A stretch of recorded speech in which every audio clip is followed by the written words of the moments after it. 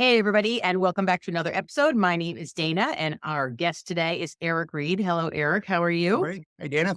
Very good. Thanks for having me today.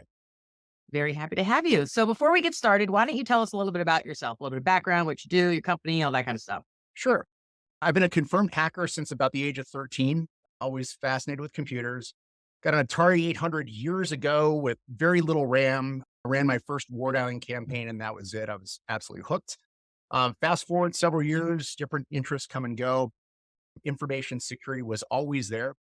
I made it a profession in 1999 officially, where I got my first certification. And then I taught my first certification class a few months later just to see if I could explain it to somebody. And I've been doing certification training in some way, shape, or form ever since. I do mostly information security, some networking. I contract out for private organizations, DoD and military, which we'll be talking about today, and have had an excellent pass rate over the years. My biggest concern is the student success, that they achieve their certification objectives. Perfect. And today we're going to talk about something that I have not covered on any of my videos. So, our topic today is going to be DoD 8140 and 8570 training, right? Yes, it is. Okay, something new and exciting. Okay, so first question is going to be, so what is DoD 8140 and why is it important for government contractors and Excellent. employees? The DoD original 8570 mandate was the original structure that defined certain different types of job roles in the cybersecurity workforce and the certifications required for each level. 8140 has replaced it recently, although it's been in development for years. It's finally become full mainstream and has been implemented, and it reorganizes those different classifications and the different requirements.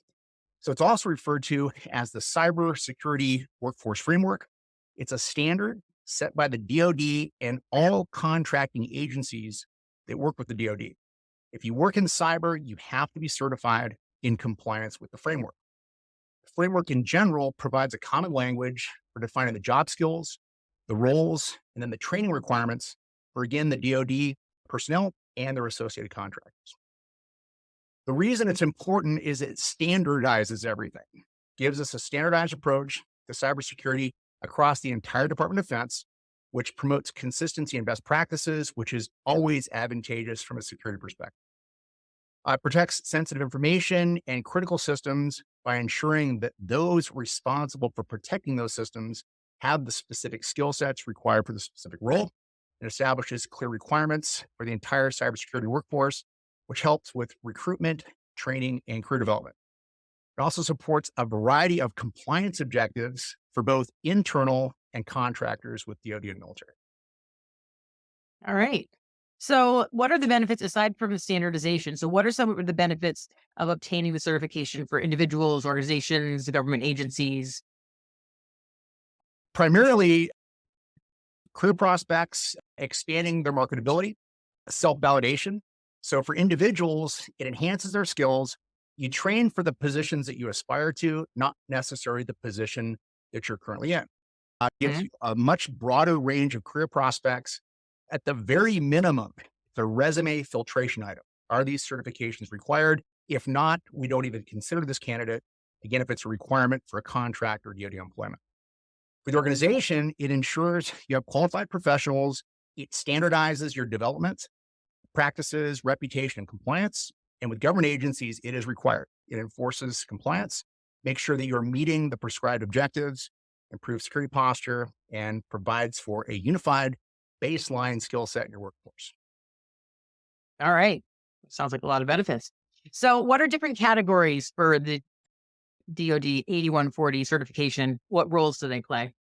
Actually, this is where it gets a little bit more complicated. There's actually multiple levels: information assurance technicians, information assurance managers, levels 1, 2, and 3.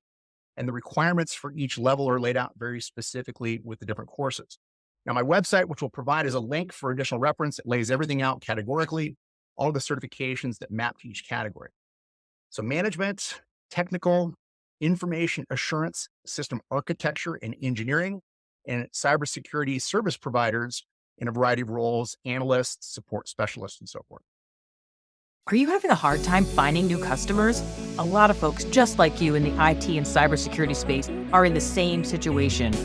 and they have embraced a new opportunity to get new clients. They're doing this by growing their online presence and maximizing the power of LinkedIn. How, you ask? I have a tried and tested method called my Cyber Social program. I myself have been on LinkedIn and now have over 3.5 million LinkedIn views, and over on YouTube, I have over 750,000 video views. So I can show you exactly how I have done that so that you can promote your organization and become the authority in your industry. And the best part is, I've done all of this organically without one paid ad. You don't need to waste your money over on Google with pay-per-click ads. Now's the time to establish yourself. Look around. The competition isn't doing it. This is your time to shine online before they do.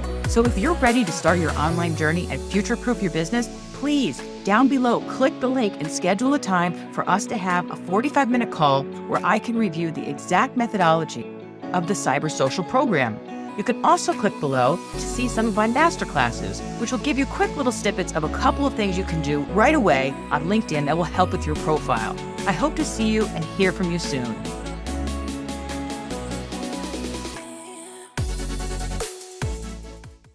All right. And how about preparing for the exam?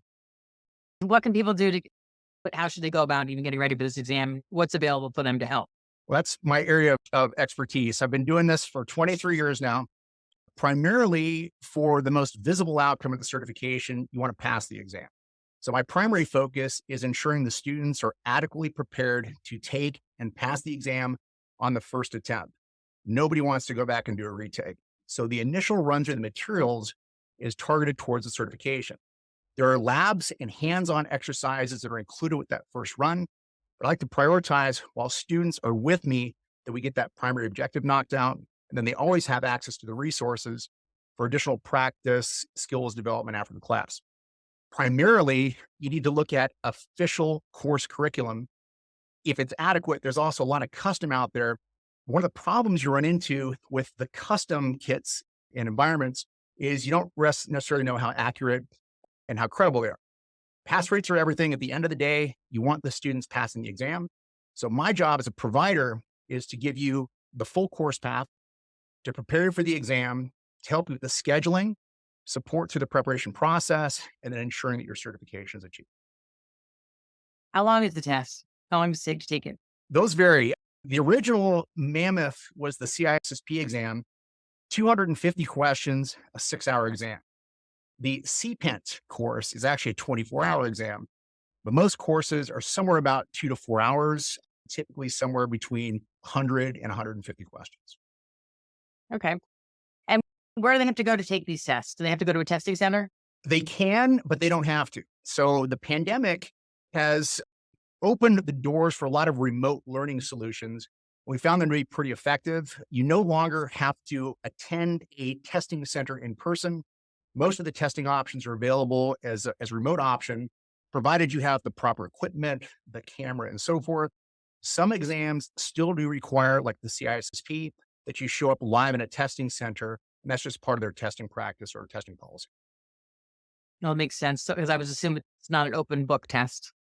Some of them actually are. The Okay. practicals can be as a reference, since the skill sets measured by those practicals are typically something that you would use guides and references for in a live situation. So, for example, the CEH practical, the CPENT, those are all open book exams. A lot of the SANS courses are open book. It's still a ton of materials that you have to draw on, but it shows that you can effectively look up the information you require at the time you need. Okay.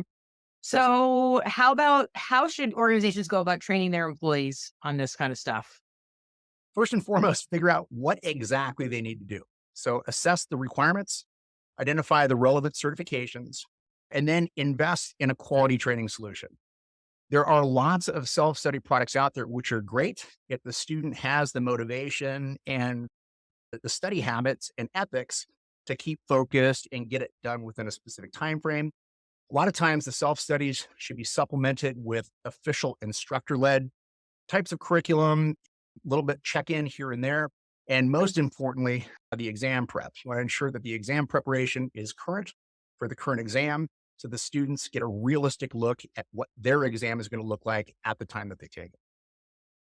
All right. And how is this going to help some of the contractors win contracts? First off, it's going to qualify them to bid for contracts. I've had organizations come in and have to certify their entire staff just to bid on a specific contract. And of course, they won the contract, which was great news. But in order to even apply for or put bids on, specifically things like GSA contracts, you have to be sure that your employees are certified and can meet the requirements to actually perform the task. So it's going to open up the scope of what companies can bid on and what contracts they can compete All right.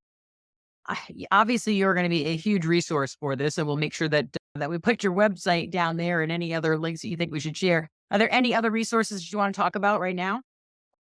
ongoing education is huge, but primarily set a goal, a very specific objective.